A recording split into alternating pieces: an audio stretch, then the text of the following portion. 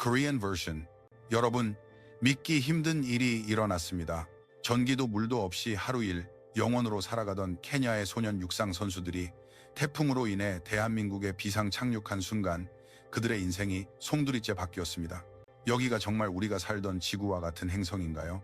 이것은 16세의 육상 선수 조셉 킵춘바가 인천국제공항에서 내뱉은 첫 마디였습니다.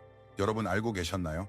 나이로비 최대의 빈민가 키베라에서 오직 달리기 하나만을 위해 살아온 15명의 소년들이 대한민국에서의 48시간 동안 우리나라도 언젠가 이렇게 될 수 있을까? 이곳에서 배우고 싶어. 돌아가고 싶지 않아. 라고 말하기 시작했다는 것을요. 빈곤 속에서 오직 꿈을 향해 달리던 소년들의 마음에 무슨 일이 일어났던 걸까요? 지금부터 대한육상연맹 통역사로 일하는 저 임진우가 직접 목격한 눈물 없이는 들을 수 없는 48시간의 기록을 여러분께 들려드리겠습니다. 시작하기에 앞서 좋아요와 구독을 눌러주신다면 제가 더 많은 감동적인 이야기를 나누는데 큰 힘이 될 것입니다. 저는 대한육상연맹에서 10년째 통역 및 국제교류 코디네이터로 일하며 전 세계 젊은 선수들의 꿈을 지원하는 일을 해왔습니다. 하지만 작년 10월의 경험은 제 인생관을 완전히 바꾸어 놓았습니다. 그날 저는 인천국제공항에서 아주 특별한 소년들을 맞이할 예정이었습니다. 그들은 바로 케냐의 거대 빈민가 키베라 출신의 15명의 육상 선수들이었습니다. 일본 도쿄에서 열리는 국제청소년 마라톤 대회에 초청받았지만 운명은 그들을 전혀 다른 곳으로 이끌었습니다. 키베라 빈민가는 동아프리카 최대 규모로 100만 명이 넘는 사람들이 좁디 좁은 땅에 모여 삽니다.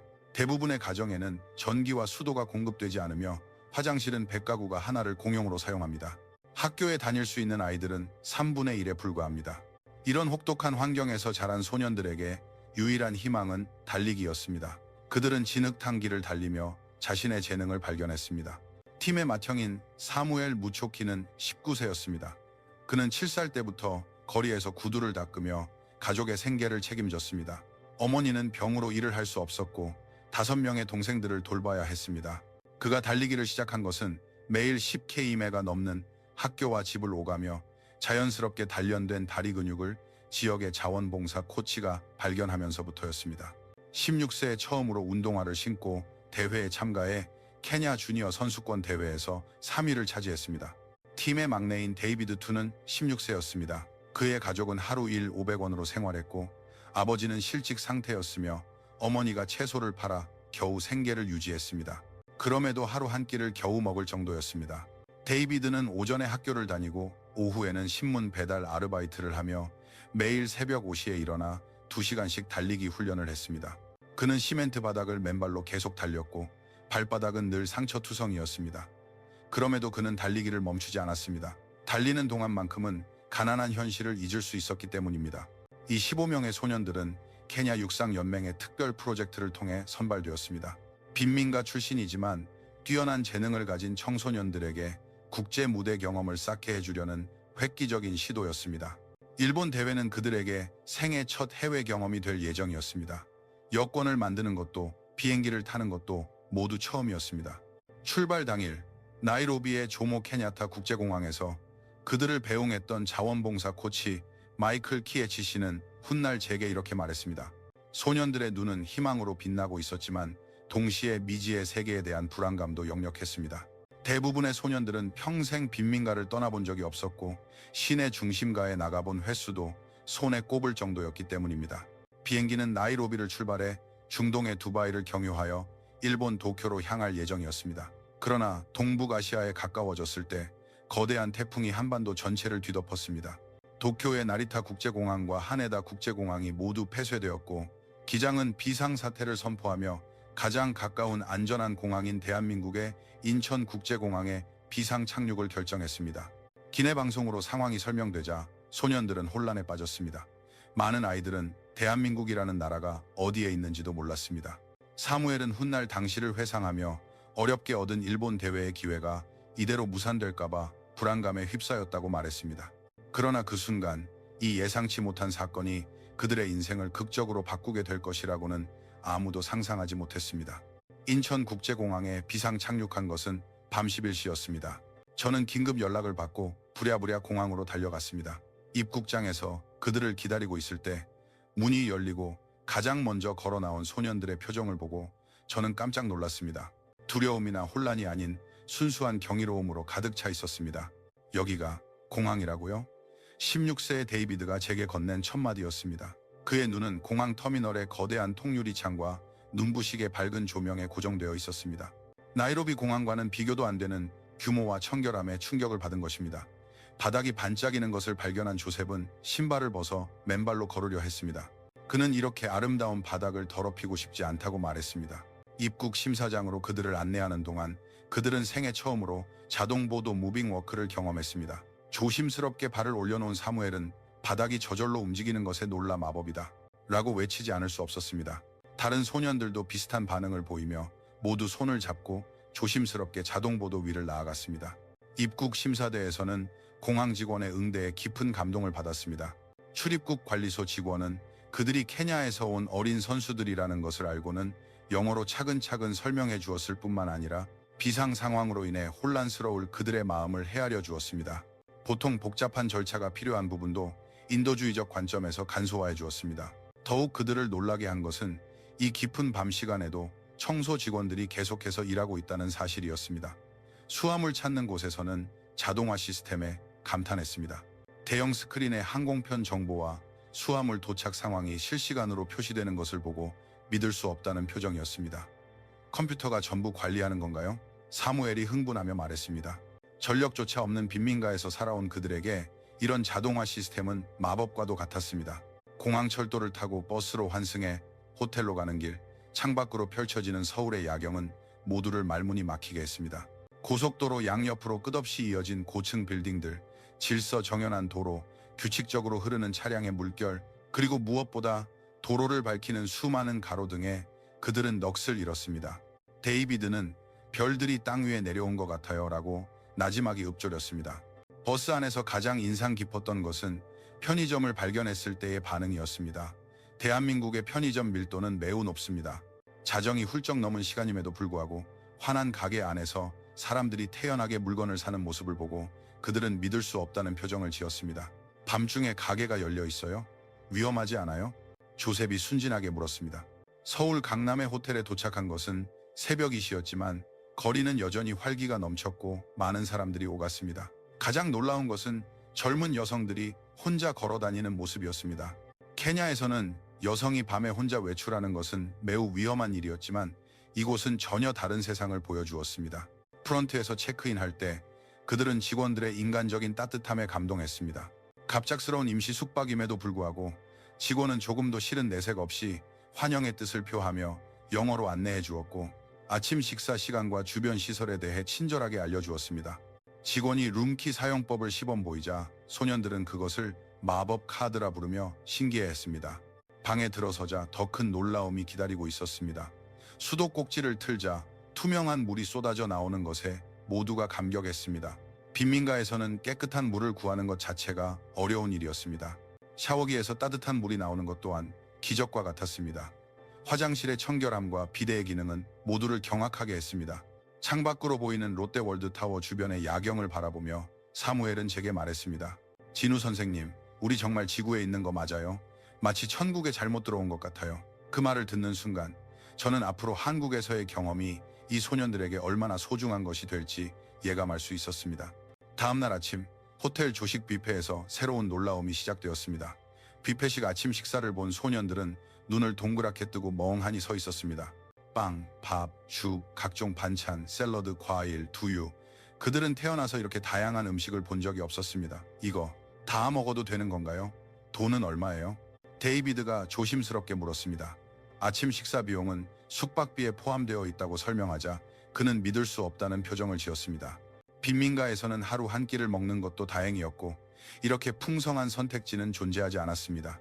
천천히 감사하는 마음으로 식사하는 그들의 모습을 보며 우리가 당연하게 여기는 모든 것들이 얼마나 큰 행복인지 다시금 깨닫게 되었습니다. 아침 식사 후 우리는 서울 관광에 나서기로 했습니다. 먼저 그들에게 지하철을 경험하게 해주기 위해 시청역으로 향했습니다. 역 입구에서 그들은 발걸음을 멈췄습니다. 지하로 내려가는 에스컬레이터를 처음 보았기 때문입니다. 계단이 움직여요. 조셉이 놀라 외쳤습니다. 그들은 한 명씩 조심스럽게 에스컬레이터에 올라타 지하 세계로 들어섰습니다. 지하철 플랫폼은 그들에게 또 다른 세상이었습니다. 열차가 오는 시간이 분 단위로 표시되고 사람들이 질서정연하게 줄을 서서 기다리며 열차가 정시에 도착하는 모든 것이 신기했습니다. 왜 다들 조용히 줄을 서 있는 거죠? 사무엘이 의아해했습니다. 열차가 도착하자 더욱 놀라운 광경이 펼쳐졌습니다. 플랫폼의 사람들은 내리는 승객을 먼저 배려했고 밀치는 사람은 아무도 없었습니다. 차량에 탑승한 후 그들은 내부의 청결함과 조용함에 감동했습니다. 많은 사람이 있었지만 아무도 큰 소리로 떠들지 않았고 모두가 예의를 지키는 모습에 감탄했습니다. 노약자석 옆에 앉은 그들은 자동 방송과 전자 안내판이 다음 역을 알려주는 것에 흥미를 보였습니다. 기계가 말을 하네. 데이비드가 신기한 듯 중얼거렸습니다. 차창으로 보이는 지하 구조물과 다른 노선으로 연결되는 복잡성 또한 그들을 감탄하게 했습니다. 우리는 명동역에서 내려 유명한 명동 거리를 보여주기로 했습니다. 지상으로 나오자마자 그들은 말을 잇지 못했습니다. 거대한 광고판, 수많은 네온사인, 그리고 무엇보다 엄청난 인파가 오가는 모습에 압도당했습니다. 사거리에서 초록불이 켜지자 수천 명의 사람이 동시에 움직이기 시작했지만 아무도 서로 부딪히지 않고 질서정연하게 흐르는 모습에 그들은 경악했습니다. 다들 바쁘게 가는데 어떻게 부딪히지 않죠? 조셉이 순진하게 물었습니다. 케냐의 시장에서는 사람이 훨씬 적어도 밀치는 것이 일상이었기 때문입니다. 이것은 그들이 한국인의 질서의식과 배려심을 직접 목격한 순간이었습니다. 거리를 지나며 그들은 젊은이들의 패션에 관심을 보였습니다. 다들 옷이 정말 멋져요. 사무엘이 감탄하며 말했습니다. 그러나 그들을 가장 놀라게 한 것은 상점 점원들의 태도였습니다. 자신들과 같은 외국인을 보고도 불쾌한 표정 없이 오히려 미소로 응대하며 한국 특유의 정과 친절함을 보여주었습니다. 점심은 한국식 바비큐 식당에 갔습니다. 불판 위에서 고기가 익어가는 모습을 보며 그들은 마법 같다고 생각했습니다. 이 고기랑 채소는 우리가 직접 구워 먹는 건가요? 라는 질문을 시작으로 쌈장을 만드는 법, 다양한 반찬의 맛, 고기의 풍미 등 모든 것이 새로운 경험이었습니다. 주문 시스템도 터치스크린 방식이라 매우 편리했고 한글을 몰라도 사진을 보고 선택할 수 있다는 점에 감탄했습니다. 식사 중 옆 테이블에 앉은 한국인 가족이 그들에게 관심을 보이며 어디서 왔는지, 한국은 어떤지 친절하게 물어왔습니다. 서툰 영어로나마 소통하려 노력하는 그들의 모습에 소년들은 깊은 감동을 받았습니다. 그 가족의 아버지가 케냐 마라톤은 세계 최고죠. 한국 사람들도 달리기를 아주 좋아해요. 라고 말했을 때 소년들의 눈이 반짝였습니다. 오후에는 과천 국립과학관으로 향했습니다. 입장료를 준비하는데 학생 요금이 매우 저렴하고 일부 전시는 청소년에게 지원이 된다는 사실에 놀랐습니다. 배우는데 큰돈이 들지 않는 건가요? 데이비드가 믿을 수 없다는 표정으로 물었습니다. 전시된 생물 표본, 천문관, 과학기술 전시 등 모든 것이 신기했습니다. 특히 지구 환경과 과학기술 발전에 관한 전시는 인상 깊었습니다. 인류 기원의 과학적 사실을 알게 된 소년들은 신기해하면서도 과학기술 발전의 역사를 보며 자국과의 격차를 실감했습니다. 왜 같은 지구인데 이렇게 큰 차이가 나는 걸까요? 사무엘이 진지하게 고민했습니다. 저녁 무렵 우리는 동대문 시장 주변을 산책했습니다. 활기 넘치는 시장 분위기는 케냐의 시장과 비슷해 친근감을 느끼게 했지만 길거리 음식의 풍부한 종류와 위생적인 관리에 감탄했습니다. 과일 가게 주인이 꼬치에 꽂은 과일을 맛보라며 건네주었을 때 그 인심에 감동했습니다. 조셉은 한국 사람들은 모두 친절하네요 라고 중얼거렸습니다. 밤에는 전자상가를 방문했습니다. 수많은 전자제품이 판매되는 광경은 그야말로 미래 세계였습니다. 스마트폰, 게임기, 컴퓨터, 태블릿 등 모두 빈민가에서는 본 적 없는 제품들이었습니다. 이건 뭐에 쓰는 물건이에요? 라는 질문이 끊이지 않았습니다. 대형 쇼핑몰에 들어서자 상품의 진열 방식과 점원들의 서비스에 놀랐습니다. 모든 상품에 상세한 설명이 있고 직접 만져보고 체험할 수 있다는 점에 감탄했습니다. 체험존에서 처음으로 VR 게임을 해본 소년들의 반응은 평생 잊을 수 없을 것입니다. 화면 속 캐릭터가 자신의 움직임에 따라 움직이는 것에 열광적으로 흥분했습니다. 그날 밤 호텔로 돌아와 우리는 하루를 되돌아보았습니다. 소년들은 흥분을 가라앉히지 못하고 잠을 이루지 못했습니다. 오늘 본 모든 것이 정말 현실일까요? 데이비드가 꿈꾸는 듯한 표정으로 말했습니다. 그들에게 이날 하루는 인생에서 가장 짜릿한 경험이었습니다. 둘째 날 아침, 그들은 한 가지 제안을 했습니다. 도서관에 가보고 싶다는 것이었습니다. 전날 과학관에서 한국의 풍부한 교육 자원을 체험하고는 도서관은 어떤 곳일지 궁금증이 생긴 것입니다. 우리는 친환경 건축물로 유명한 코엑스 별마당 도서관으로 향했습니다. 도서관에 들어서자마자 그들은 말을 잇지 못했습니다. 거대한 서가에 끝없이 꽂혀있는 책들의 광경에 압도당했습니다. 이게 전부 책이라고요? 사무엘이 믿기지 않는다는 표정으로 물었습니다. 빈민가에서 책은 사치품이었고 학교조차 교과서가 부족했습니다. 직원이 친절하게 안내해주며 이용은 무료이고 누구나 자유롭게 책을 읽을 수 있으며 조용히 공부할 수 있는 공간도 마련되어 있다는 시스템을 설명해 주었습니다. 풍부한 영어 서적도 있다는 것을 알고는 눈을 빛냈습니다. 우리는 컴퓨터 검색 시스템으로 케냐에 관한 책을 찾아보았고 한국에도 자신들의 나라에 관한 책이 많다는 사실에 감동했습니다. 아프리카의 지리와 문화를 상세히 기록한 책을 들고 사진을 보며 고향을 그리워했습니다. 무선 인터넷 위파이 무료로 사용할 수 있다는 것도 큰 충격이었습니다. 빈민가에서 인터넷은 매우 비싸서 마음대로 쓸 수 없었습니다. 이곳에서는 누구나 자유롭게 정보에 접근할 수 있다는 점이 그들을 감동시켰습니다. 지식은 돈이 들지 않네요. 조셉이 감탄하며 말했습니다. 오후에는 올림픽공원에서 달리기를 하기로 했습니다. 드디어 그들의 전문 분야 활동 시간이었습니다. 공원의 육상 트랙에서 달리자 많은 시민 러너들과 마주쳤습니다. 나이와 직업이 다양한 사람들이 건강을 위해 달리는 모습에 감탄했습니다. 한국의 러너들도 케냐에서 온 그들에게 관심을 보였습니다. 케냐 선수들이에요? 대단하네요. 라며 말을 걸어오는 사람도 있었고 함께 뛰어주는 사람도 있었습니다. 언어는 통하지 않았지만 달리기를 통해 마음이 통하는 순간이었습니다. 달리기를 마친 후 한국 러너들과 이온 음료를 나누어 마시며 우정을 다졌습니다. 그날 저녁 예상치 못한 일이 발생했습니다. 사무엘이 갑자기 몸이 좋지 않다고 했습니다. 고열과 복통이 나타나 명백히 병원에 가야 할 상황이었습니다. 저는 서둘러 119에 전화했고 영어가 가능한 교환원이 즉시 응대했습니다. 구급차는 10분 이내에 도착했습니다. 구급대원들은 젊은 외국인 환자를 보고도 전혀 당황하지 않고 전문적으로 대처했습니다. 간단한 영어로 상태를 설명하며 그를 안심시켰습니다. 구급차 내에는 완벽한 응급장비가 갖추어져 있었고 병원 도착 전에 기본적인 생명징후 검사를 마쳤습니다. 서울대학교 병원 응급실에 도착하자 국제진료센터 직원이 즉시 달려와 대응했습니다. 영어가 유창한 직원과 자원봉사자들이 의사와의 소통을 도왔고 사무엘의 불안을 덜어주기 위해 큰 인내심을 보여주었습니다. 진찰 결과 익숙하지 않은 음식으로 인한 가벼운 장염이었습니다.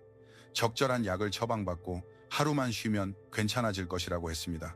의사는 걱정 말아요. 내일이면 나아질 겁니다. 라며 친절하게 격려해 주었습니다. 의료비에 대해서도 해외여행자 보험으로 처리 가능하며 한국의 의료비가 상대적으로 합리적이라는 점을 상세히 설명해 주었습니다. 병원에서의 대응을 지켜본 다른 소년들도 깊은 감동을 받았습니다. 외국인 환자에게도 이렇게 친절하고 세심하며 효율적인 치료를 받을 수 있다는 것에 놀랐습니다. 케냐 병원에서는 돈이 없으면 치료를 받을 수 없는데 데이비드가 비교하며 말했습니다. 다음 날 아침 사무엘은 완전히 회복되었습니다. 병원 약이 효과가 있었던 모양입니다. 마지막 날 우리는 롯데월드타워를 방문하기로 했습니다. 해발 500m가 넘는 높이의 전망대에서 내려다보는 풍경은 그들에게 평생 잊지 못할 경험이 될 것이었습니다. 전망대에서 서울 분지의 전경을 본 순간 모두가 감탄사를 터뜨렸습니다. 빽빽한 건물들, 질서정연한 도로, 푸르른 공원, 그리고 멀리 보이는 산맥까지 현대화된 도시의 모든 것을 눈에 담았습니다. 이것이 인간이 만든 도시로군요. 조셉이 생각에 잠긴 듯 중얼거렸습니다. 기념품 가게에서는 한국의 문화상품과 특산품을 둘러보며 높은 품질과 기발한 디자인에 감탄했습니다. 몇몇 소년들은 가족에게 줄 선물로 과자를 샀습니다. 점원이 정성스럽게 포장해주는 모습도 그들에게는 신선했습니다. 저녁이 되어 인천공항으로 가야 할 시간이 되었습니다. 소년들은 아쉬워하며 한국에 더 머물고 싶다고, 가족들에게도 한국을 보여주고 싶다고 말했습니다. 불과 48시간의 짧은 체류였지만 그들의 세계관은 완전히 바뀌었습니다. 공항에서 출국 수속을 밟는 동안에도 그들은 계속해서 한국에서의 경험을 되새겼습니다. 진우 선생님, 우리 언젠가 다시 한국에 올 수 있을까요? 사무엘이 진지한 표정으로 물었습니다. 열심히 공부하고 계속 훈련해서 언젠가 꼭 다시 돌아올 겁니다. 그는 굳게 다짐했습니다. 비행기에 오르기 전 데이비드가 제게 말했습니다. 이 3일이 제 인생의 목표를 바꾸었어요. 그냥 빨리 달리는 것만이 아니라 공부도 열심히 해서 언젠가 케냐를 한국 같은 나라로 만들고 싶어요. 그 말을 듣는 순간 제 가슴이 뭉클해졌습니다. 케냐로 돌아간 소년들은 가족과 친구, 지역 사회 사람들에게 한국에서의 경험을 열정적으로 이야기했습니다. 전기가 없는 집에서도 태양광 패널로 충전한 스마트폰으로 찍어온 사진과 영상을 반복해서 보여주었습니다. 사무엘의 어머니는 아들의 변화에 놀랐습니다. 우리 아들의 눈빛이 달라졌어요. 희망으로 가득 차 있습니다. 그녀는 지역 자원봉사자에게 말했습니다. 데이비드는 한국에서 배운 것들을 노트에 정리하여 다른 아이들에게 가르치기 시작했습니다. 언젠가 우리 마을도 한국처럼 편리하고 정이 넘치는 곳으로 만들자고 그는 지역 어른들에게 호소했습니다. 이 이야기가 지역 라디오 방송국의 특별 프로그램에 소개되자 청취자들의 반응은 뜨거웠습니다. 정말 그런 나라가 있나요? 우리 아이도 한국에 보내 배우게 하고 싶다는 목소리가 쏟아졌습니다. 가장 놀라운 변화는 키베라 빈민가의 다른 젊은이들에게서 일어났습니다. 15명의 이야기를 듣고 많은 젊은이들이 공부에 대한 태도를 바꾸었고 도서관 이용자가 늘었으며 자발적으로 영어 스터디 그룹을 만들었습니다. 한국에 간다는 명확한 목표가 생겼기 때문입니다. 반년 후 기쁜 소식이 들려왔습니다. 사무엘은 서울 국제 마라톤의 초청 선수로 선정되었고 데이비드는 한국의 한 대학교로부터 장학금 제의를 받았습니다. 그때의 만남이 제 인생을 바꿨습니다. 그는 감사의 뜻을 전해왔습니다. 1년 후 제가 다시 케냐를 방문했을 때 키베라 빈민가의 변화는 눈부셨습니다. 청결을 중시하는 가정이 늘었고 아이들의 취학률도 높아졌습니다. 지역 초등학교에서는 그 15명의 소년들이 선생님이 되어 한국에 대한 특별 수업을 개설했습니다. 그곳은 꿈의 나라이지만 노력하면 우리도 갈 수 있다고 말하는 그들의 모습을 보며 저는 깊은 감동을 받았습니다. 자원봉사 코치 마이클 키에치 씨는 말했습니다. 가장 중요한 것은 아이들이 희망을 갖게 되었다는 겁니다. 한국이라는 구체적인 목표가 생기자 예전과는 비교할 수 없는 집중력을 보여주고 있습니다. 현재 그 15명은 모두 목표를 향해 계속 노력하고 있습니다. 5명은 성공적으로 한국 대학에 유학했고 3명은 국제대회에서 메달을 땄으며 나머지 7명도 지역사회의 리더로서 활약하고 있습니다. 저 자신도 이번 경험을 통해 크게 변했습니다. 제가 당연하게 여겼던 대한민국의 좋은 점들을 다시금 깨닫게 되었고 그것을 세계에 알려야 할 책임감을 느끼게 되었습니다. 현재 저는 개발도상국 젊은 선수들을 위한 한국 연수 프로그램의 코디네이터로 일하고 있습니다. 태풍이라는 자연재해가 우연히 만들어낸 아름다운 만남. 지금도 저는 소년들과 정기적으로 연락을 주고받습니다. 한국에서 배운 것을 잊지 않고 계속 노력하겠습니다. 언젠가 꼭 은혜에 보답하고 싶습니다. 라는 메시지를 볼 때마다 저는 이 일을 계속하는 의미를 느낍니다. 대한민국의 위대함은 단지 반도체 기술이나 편리한 생활 인프라에만 있는 것이 아닙니다. 사람에 대한 배려, 다양성을 존중하는 문화, 교육에 대한 투자, 그리고 어려움에 처한 사람을 돕는 마음. 저는 이러한 가치관이야말로 한 나라의 진정한 풍요로움을 보여준다고 생각합니다. 우연히 시작된 이야기가 이렇게 많은 사람의 인생을 바꿀 수 있다는 것. 저는 대한민국이라는 나라가 가진 가능성과 젊은이들의 무한한 가능성을 믿으며 이 일을 계속해 나갈 것입니다. 오늘의 이야기는 여기까지입니다.